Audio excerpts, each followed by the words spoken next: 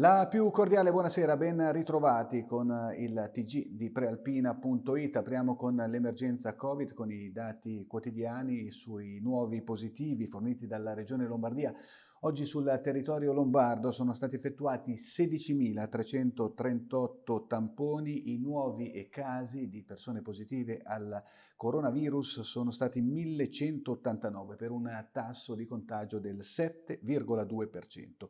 I guariti o dimessi ammontano oggi a 3.722, diminuiscono i pazienti ricoverati in terapia intensiva e anche negli altri reparti. In terapia intensiva flessione di 3 pazienti, in Lombardia attualmente sono 449 le persone ricoverate, negli altri reparti diminuzione di 57 pazienti, il totale ad oggi è di 3.553.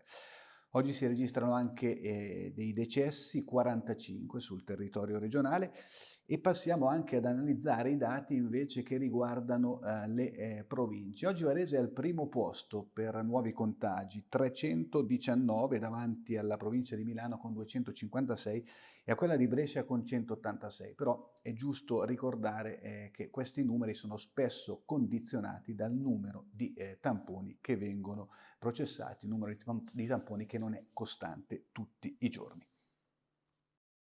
Passiamo alla cronaca, tanta paura ma se la caverà, per fortuna. Stiamo parlando del ciclista di 49 anni caduto appunto in bicicletta in un luogo impervio sul Monte Martica, oggi attorno alle 13. L'uomo ha perso il controllo della mountain bike su cui pedalava lungo la strada militare ed è caduto rovinosamente. Sul posto gli uomini del soccorso alpino, i vigili del fuoco. L'uomo è stato caricato su un elisoccorso che era decollato da Milano e poi trasportato all'ospedale di Circolo di Varese, dove gli sono state riscontrate probabili fratture e contusioni, ma per fortuna non è in pericolo di vita come invece si temeva in un primo tempo. Ci trasferiamo a Legnano, 600.000 euro al comune per il completamento delle piste ciclabili, il servizio che è stato realizzato da Luigi Crespi. Si fa tanto parlare di mobilità dolce, a Legnano però si fanno anche progetti. Il comune di Legnano ha vinto un bando del Ministero dell'Ambiente pari a 600.000 euro, soldi che saranno spesi per completare la rete di piste ciclabili nell'oltrestazione. Il comune integrerà questi soldi, altri 250.000 euro arriveranno dall'avanzo di bilancio di Palazzo Malinverni. L'idea è quella di completare 4 itinerari per servire completamente la città di Legnano. Qui siamo sul Sabotino, dove la pista ciclabile è stata realizzata nel corso degli anni, un pezzettino alla volta, di fianco alla strada che aspetta ancora una riqualificazione.